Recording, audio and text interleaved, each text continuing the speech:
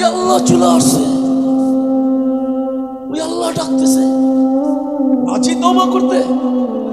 হ্যাঁ রাজি? কে কে রাজি দেখি? তাইলে বলে দাও আল্লাহ অতীত থেকে তওবা করলাম। পাক্কা? আল্লাহ কবুল করো।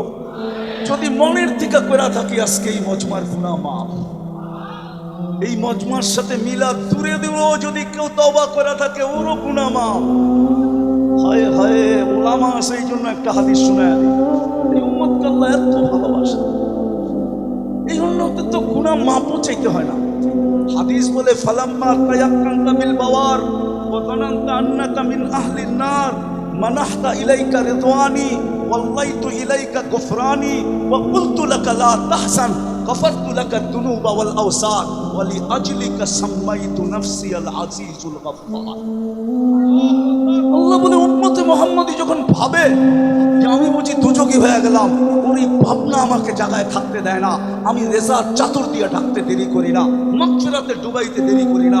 ছুটে আয়সা কুদরতি হাত ওর পিঠে লাগায় বলি চিন্তার কোনো কারণ নাই, তোর ভাবনাই আমি তোর গুনাহ মাফ করে দিলাম, তোর জন্যই তো আমি আজিজুল গফফার।